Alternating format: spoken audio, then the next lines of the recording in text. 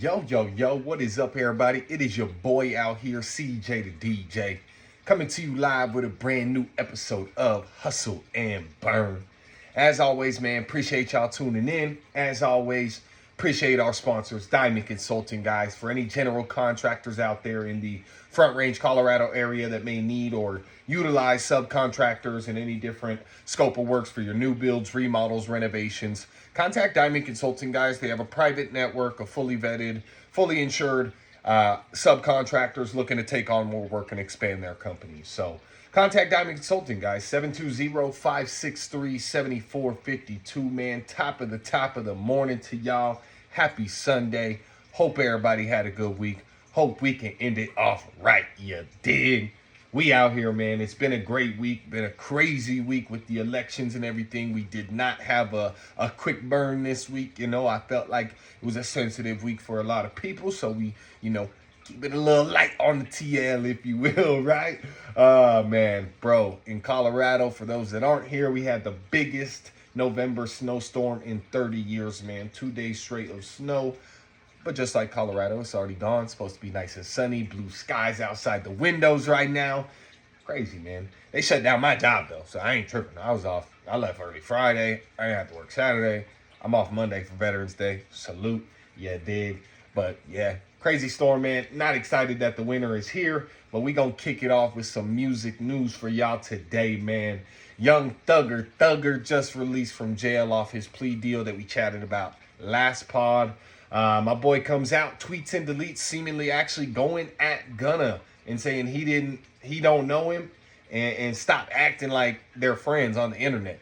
Now, if you guys recall last pod, we actually chatted about Young Thug going into his plea deal and requesting to work with Gunna. Now, at that time, I thought, he's coming back. Him and Gunna are going to lock back in. We'll see what's going to happen. That does not look like that's the case. Young Thug said he wants to drop with Lil Baby, who was, of course, open about calling Gunna a rat on his songs publicly, while Thug was locked up. So, this is kind of crazy. It's a complete flip from what we thought it was, from what I thought it was, I should say, previously on the last pod, with Young Thug actually trying to rekindle things with Gunna. Does not seem like that is going to happen at all. What it seems like is this was actually a power play by Young Thug during his plea deal. So, with majority of record labels and record contracts when you're in the music industry, when one artist signs to another artist, essentially what happens and what clauses are in most cases in these contracts is if the artist who, let's say you have artist A signs artist B. Let's say artist A, during the term of that record deal, goes to jail and cannot communicate with artist B. That contract is now term voided, essentially, okay? So, what it sounds like and what it appears to be is Young Thug saying in court in his plea deal, I'm contractually obligated to be able to communicate with Sergio Kitchens. He's a great musician, blah, blah, blah, blah, blah. Sounds like that was a huge power play on Young Thug's part to keep Gunna contractually obligated to Young Thug and actually essentially keep him on the YSL roster. Because let's say the judge says, no, you can't speak with anyone involved in this case, period, okay? Gunna was involved in this case, of course, like we chatted about. He took the plea deal early on, said some things that people didn't agree with, right? So Gunna and Thug can't communicate based off what the judge says, if that were the situation. At that point, that would mean Gunna's contract is voided, period. He's no longer signed to Young Thug.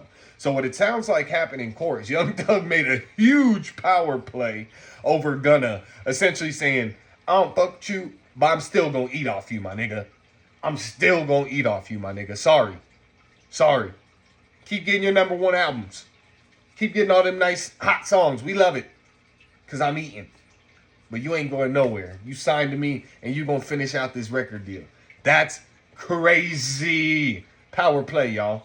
Power play by Thugger, man.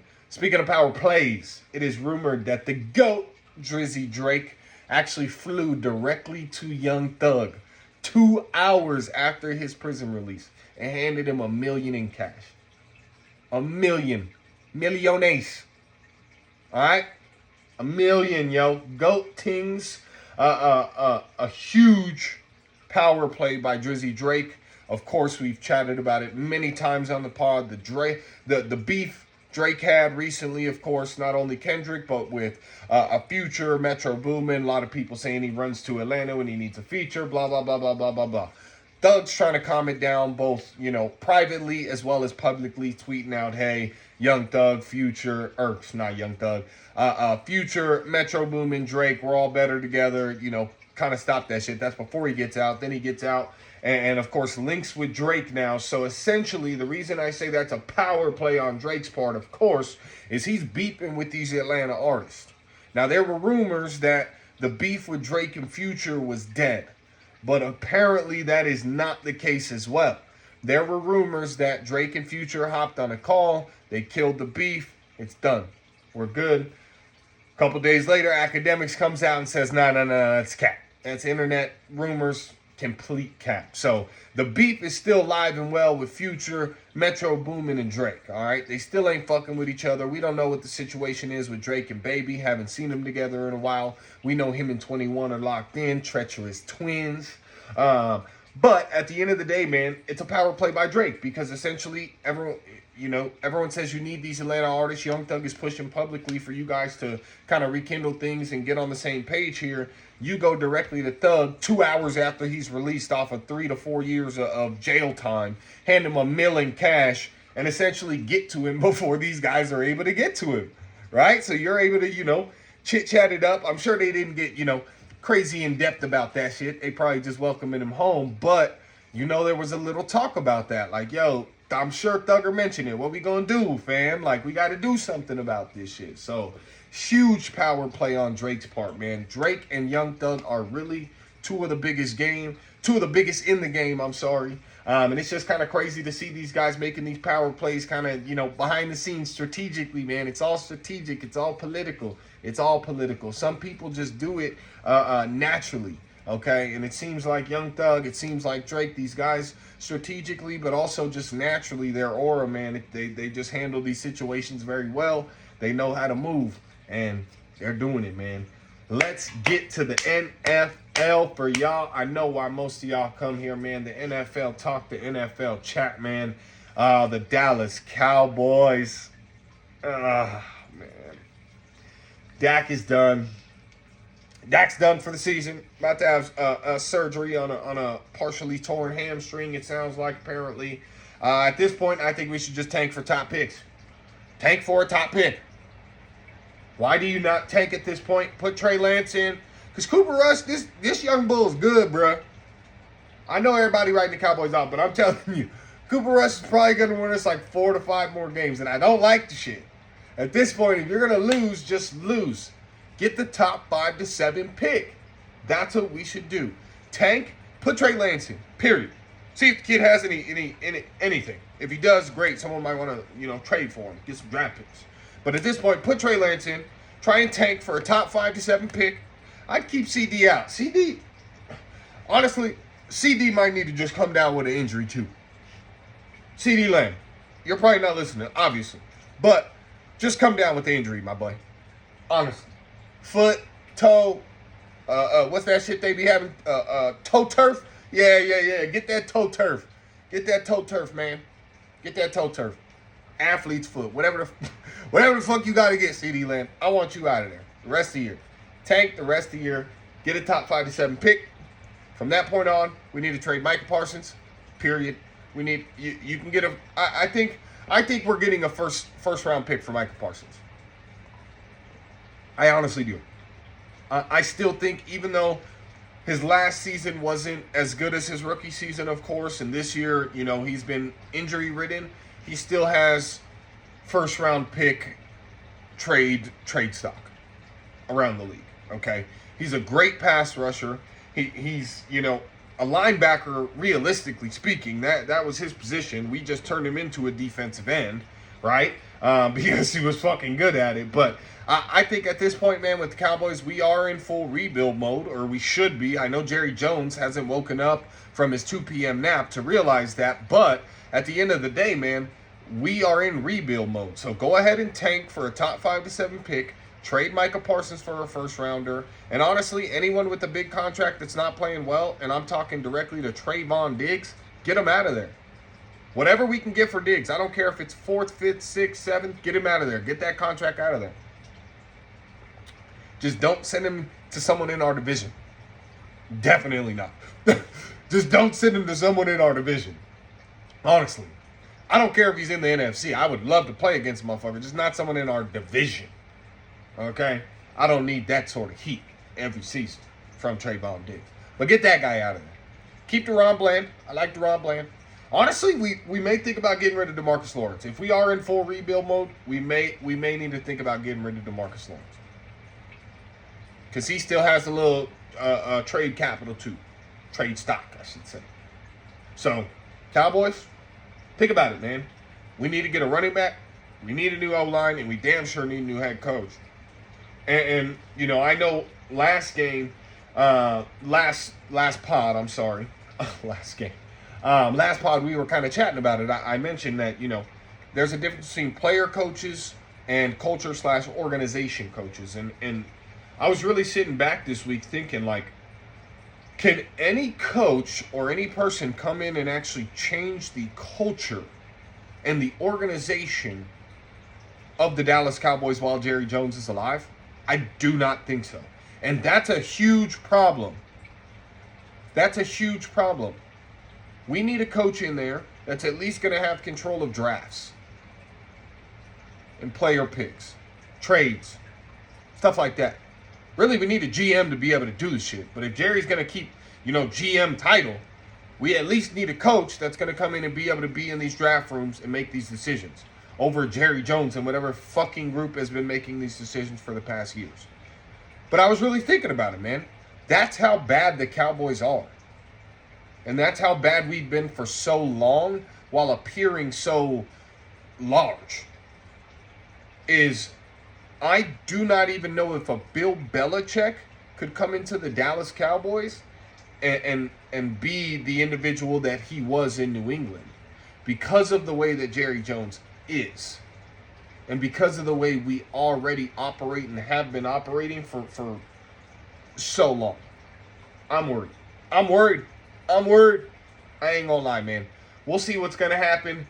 More news around the NFL, man. The Commanders, golly, I've been ringing the bell since week 2 of the season, guys. These guys are real. The Commanders are the real deal Holyfield, brother. They have next season, this offseason, I was talking about it with my brother-in-law last night, $120 million in cap space this offseason. All right? So they're going to land top talent. Probably, if they stretch it out, depending on the contracts, depending how they're able to work it out, guys, $120 million in cap space, because they only have, like, rookies, dead ass. Like, so, like, that $120 million is probably, like, 90 to 100 next year, too, over the next, like, it's crazy. They have so much room. So, realistically, you can go sign 4 to 5 top-tier guys, A and B guys. You could stretch it out to sign 4 to 5 A and B guys, $120 million a year, okay? Between 100 to 120 a year over the next 3 years. You can stretch that out to sign 4 to 5 A to B guys that really come in and impact your team. Humongously come in and impact your team, okay? Or you can go sign 2 to 3, or I should say 3 with 120 this year. 3, because Dak's at 50, CD's at 35. That's 85 right there. So that still leaves them another, you know. So think about that. You can go sign 3 A+ guys if you really wanted to. Or you could stretch it out and go get 4 to 5 A to B guys. The Commanders are going to land top talent, and they're here. They are real. I'm telling you, the Commanders right now, I actually think, because of the way the season's shaking out, the teams that are up there, the way things are going, man, I'm telling you, the Commanders have a shot to make the NFC Championship. The Commanders have a chance to make the NFC Championship. I don't know if they're Super Bowl ready. I think if they make the right moves this offseason, which I know they're gonna, because this organization clearly is serious about winning and clearly has something good going, I really believe that the Commanders are going to go to the NFC Championship this season and potentially a Super Bowl within the next 2 to 4 years. 2 to 4 years. Now. With that being said, what I think a lot of that depends on, and I think is going to be extremely interesting, is, and we chatted briefly, mentioned him on the last pod, does Cliff Kingsbury stay with the Washington Commanders? Does he stay with the Washington Commanders? Because, again, as I mentioned, I believe the Raiders, in my opinion, should throw the fucking checkbook at Cliff Kingsbury and hire him. Any team, in my opinion, the Cowboys, realistically. I don't know if he's a culture coach, but the Cowboys need, I would be throwing the checkbook at Cliff Kingsbury if I were the Dallas Cowboys this offseason. Okay? So, it's like, at the end of the day, man, it is very, very interesting to look at, because I think that is potentially the only thing that could hinder them from that 2 to 4 year Super Bowl contender window that I just mentioned. Because obviously their offense, man, Cliff Kingsbury is an offensive mind. He's a genius. This guy's, hey, he's a stud in the league, bottom line, okay? He's been a stud. He's been solid. He just got Kyler Murray. And you see how that's going in Arizona still to this day, man. Kyler Murray's just not a good football player, not a good quarterback, in my opinion. But if you look at the stats tell the story. At the end of the day, he's just not good. So, does Cliff stay in Washington with Dan Quinn and the guys to continue this rebuild? Now, again, there's no reason for him to leave, of course, right? But again, if you have these teams, and I'm telling you there are going to be these teams that are throwing the checkbook at you, you got to consider it. You got to consider going to run the Dallas Cowboys. You got to consider going to run the Las Vegas Raiders. With Tom Brady now in ownership. Only being in Vegas for a couple years. A Super Bowl for the Las Vegas Raiders is really what would solidify the fan base in Las Vegas, realistically. That is what they need. Is they do need a Super Bowl. That way people can latch on to some shit. Right now, it's just, the Raiders are there. It's just an attraction. It's like a fucking circus, like the Cowboys. No wonder they're so bad. Jesus. Oh, I just cracked the code. Oh, shit, I just cracked the code. They moved to Vegas. I mean, they've been bad, but they moved to Vegas, and now they're just a circus act, just like the fucking Cowboys. Mondo, I just cracked the fucking code, bro. Oh, my God. That is... Anyways, man, it's going to be interesting. But, again, guys, the Washington Commanders are real. I've been blowing the whistle on them. They're going to make a deep playoff run this season, potentially NFC Championship. I don't know if they win the NFC Championship again and go to the Super Bowl. I don't think they're there yet, but they're going to make a deep run this season, man. Moving on, Broncos are 5-4. Ugh. Broncos are 5-4. Everyone was hyped till last week, and just like I said, their offense showed that they're not able to compete with top 3 to 5, 5 to 7 teams, man. And the defense, defense got torn the hell up by the Ravens. But again, what you saw was the offense can't keep up, man. You guys aren't as good as you think. Like I said last week, you're not winning 10 games. All right? You're not. Everyone says Broncos this, Broncos that. What's more impressive in that division is the Los Angeles Chargers being 5-3. Name me a receiver on that team. Quentin Johnston? Who else? Nobody. J.K. Dobbins been balling. I'll give him that. J.K. Dobbins been balling a little bit. Defense is, pretty solid. But they ain't really got nothing. But they're stringing wins together. That's more impressive than the Broncos at 5-4. Because the Broncos actually have a better team all around than the Los Angeles Chargers right now. I would say the Chargers probably have a better quarterback at the helm, realistically, or just more experienced, if you will, since Bo Nix is so young. But, I mean, the motherfucker ain't young. But, at the end of the day, man, I really think that the Broncos are just an overrated team. I told everyone that. And the Chargers, I think, are actually a sleeper team that I am going to kind of blow the whistle on here and let y'all know that I think the Chargers are going to make the playoffs. I think they're sitting at like 6 right now, potentially.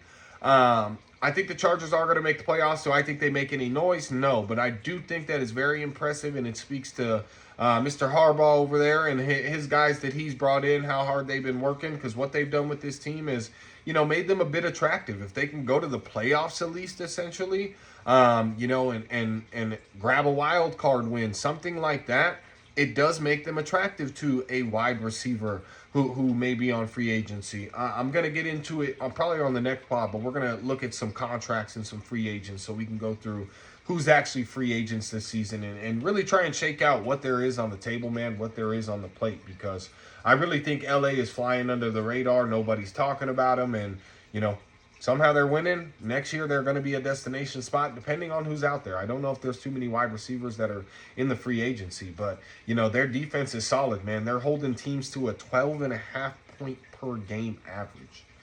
12.5 points per game.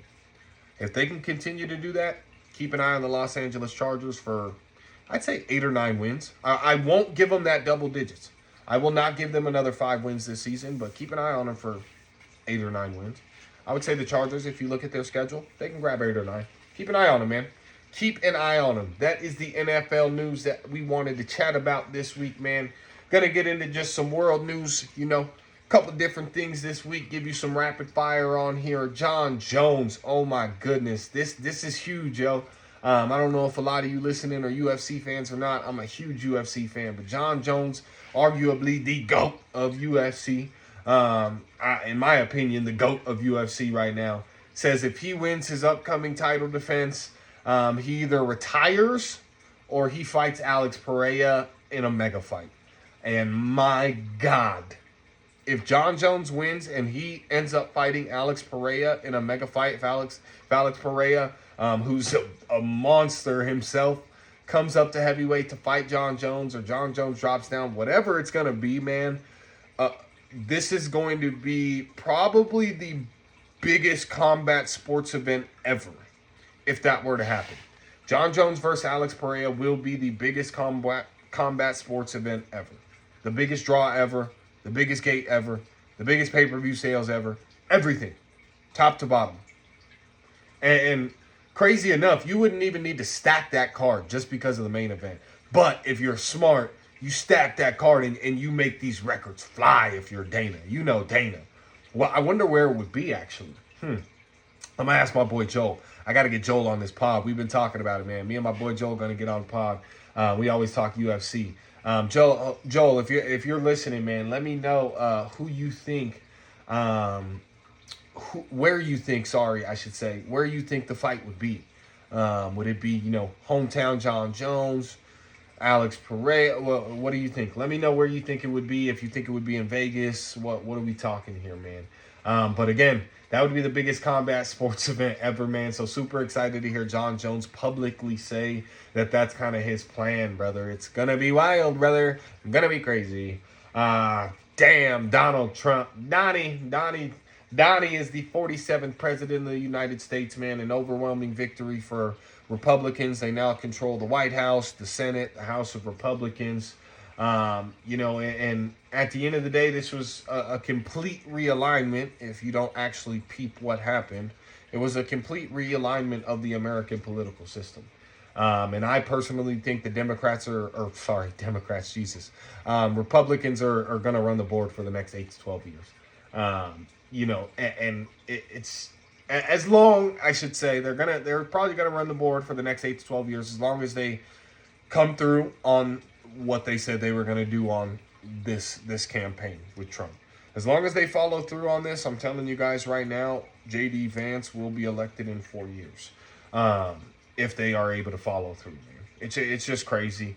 It is what it is. For those that don't like it, you don't like it. For those that love it, you love it. Bottom line. Stock market hit all-time highs. Bitcoin hit all-time highs. Bitcoin, to me, guys, really, with Bitcoin, it is going sky high right now. But still, I'm going to start talking definitely more about Bitcoin, stocks, just crypto in general on the pod. But realistically, guys, the engagement for Bitcoin and crypto on things like YouTube and stuff like that is still down 47% in comparison to where it was back in 2020, 21 times, which were arguably the biggest crypto runs. Okay.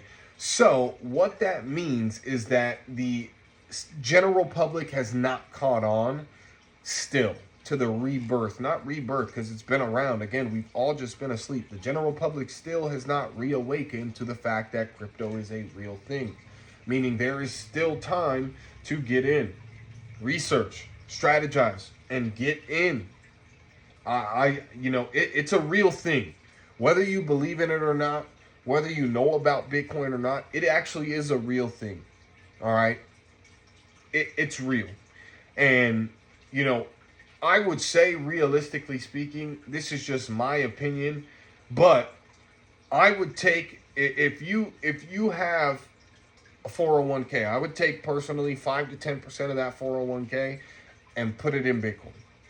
Just park it in Bitcoin as you have it parked in your 401k. It is essentially guaranteed to outpace the market over the next 4 years. So why would you not? You're going to take a hit on taxes for pulling out of the 401k. You're going to be penalized. But realistically, there's ways to go around it. There's ways to go around it. You can just pull out of your 401k as a loan. Get that in cash. Park that in crypto. Obviously, you're going to have to pay it back, but the bottom line is, if you know that your returns in X amount of time are going to be this, you're not going to end up... Bro, I'm telling you, if you have a 401k, I would take out 5 to 10% and park it in Bitcoin. Or Ethereum. Either one, honestly. Ethereum is less expensive, but it is going to continue outpacing the S&P 500 as well, man. Over the last year, the S&P 500 is up 35%, okay? Versus over that same time period, Bitcoin is up 113%. All right. So, there's that right there. Now, over the last 5 years, the S&P 500 is up 93%, which is great. That is a great return. Five years. Okay. But Bitcoin in that same time is up 838%. Can you imagine, bro? And again, this is a real thing. These are real numbers. And the general public still has not woken up to it. So getting in now, it seems volatile, but you're still so early that looking at the historical data, you are almost guaranteed a better return than parking your money in a 401k.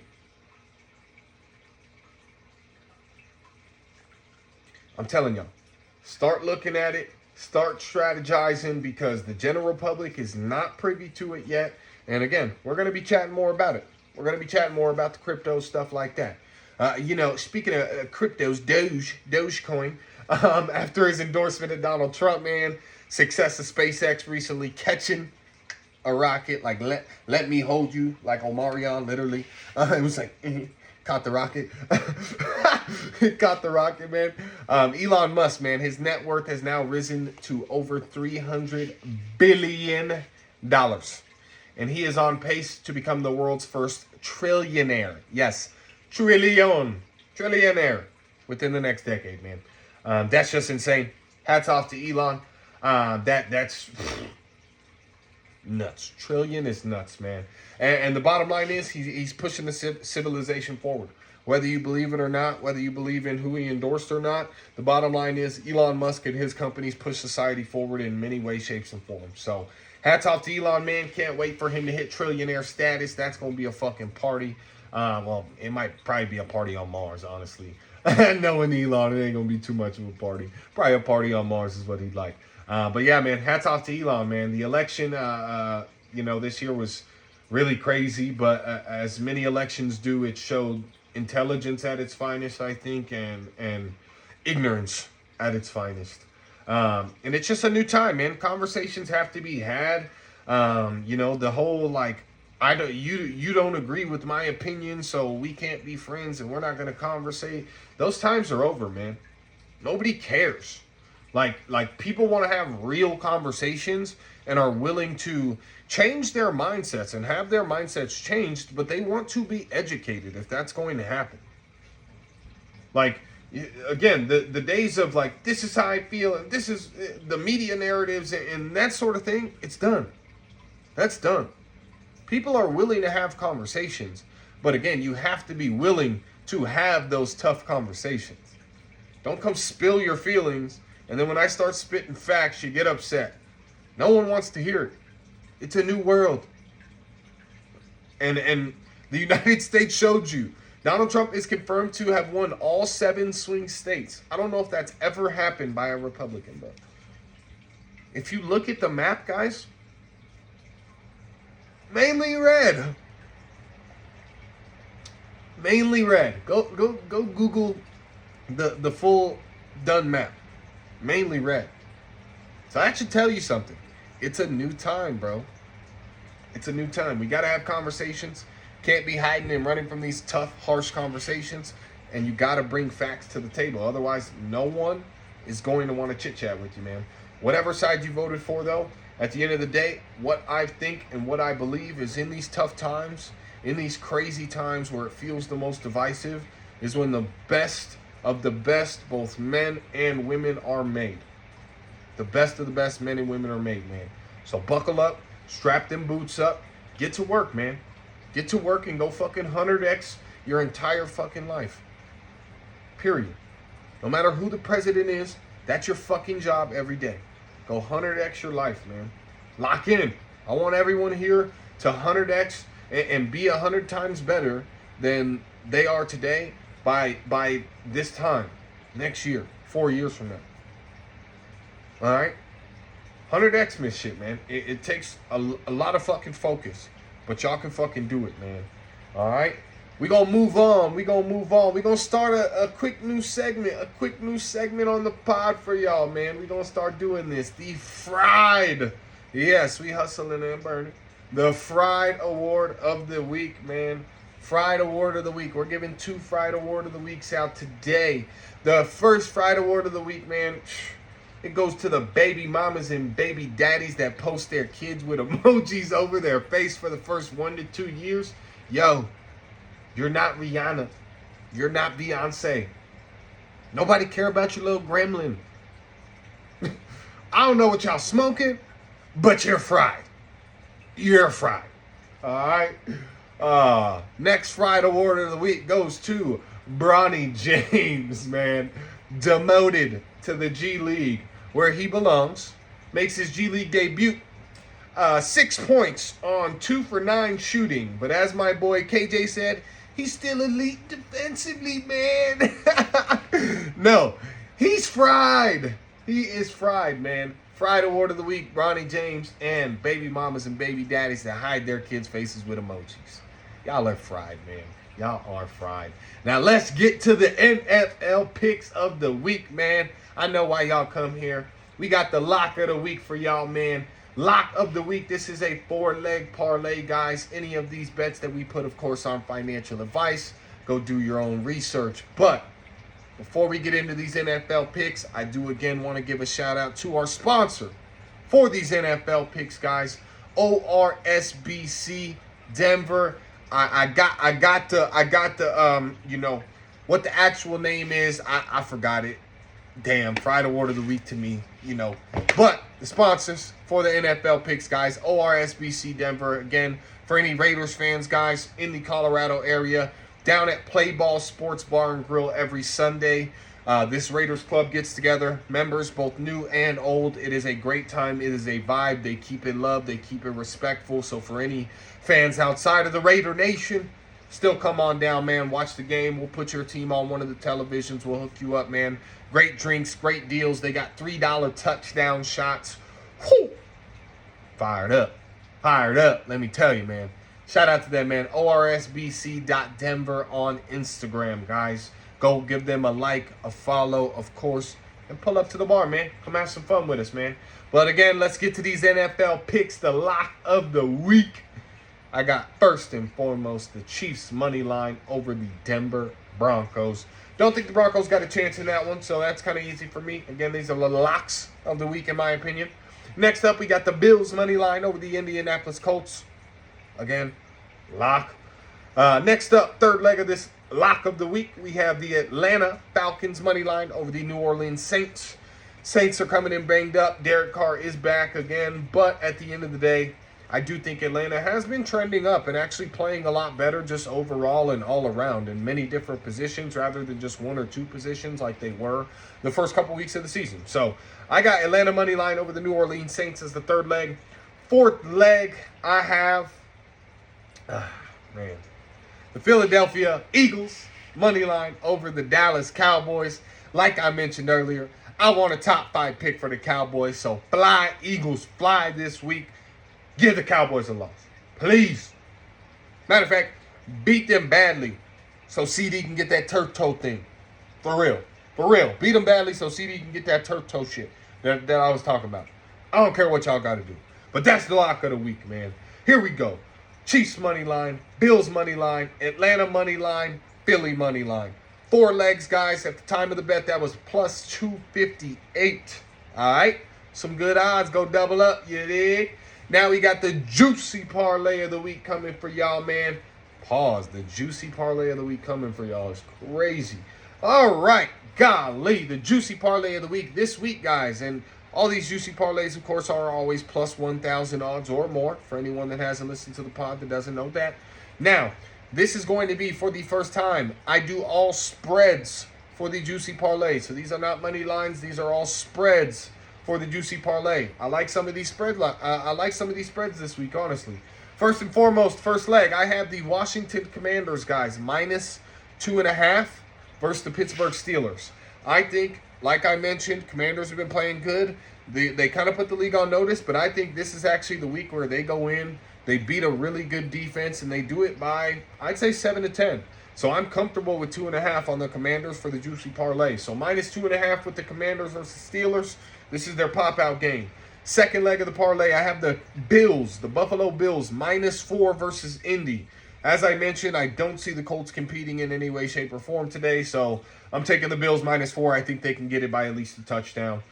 Third leg of this juicy parlay, I have the Jets. Yes, the New York Jets. I know we talked a lot of crap about them, but they got a good matchup this week.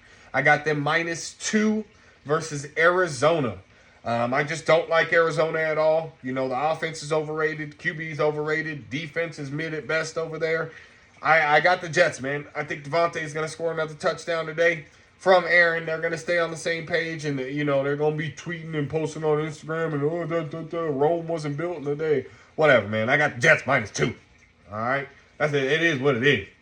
Fourth leg of this juicy parlay, I got the Detroit Lions, guys. The Detroit Lions minus 3.5 versus Houston. Detroit Lions minus 3.5 versus Houston, man. We saw Houston was banged up in their last game, and, you know, the effect it had. I know Nico Collins is rumored to be coming back this week, but I don't think that's enough to stop, you know, the top MVP candidate, in my opinion, Jared Goff, and the Detroit Lions from coming in and doing their thing, man. So that's what I got. Detroit minus 3.5 for the last leg of the parlay. Again, this juicy parlay is plus 1,000 odds or more, guys. If you want to, go lock it in. I think that's great odds. Throw 10 on it. Let's get some bread. Let's do it. Oh, let's do it. Come on now. I got the Commanders minus 2.5. Bills minus 4.5. Jets minus 2.5. Detroit Lions minus 3.5. That is the juicy parlay of the week. This has been the pod of the week. I appreciate y'all tuning in with me. I appreciate y'all rocking with me every week. Make sure you like and subscribe on whatever platform that you listen to the pod on. The pod is available now on YouTube.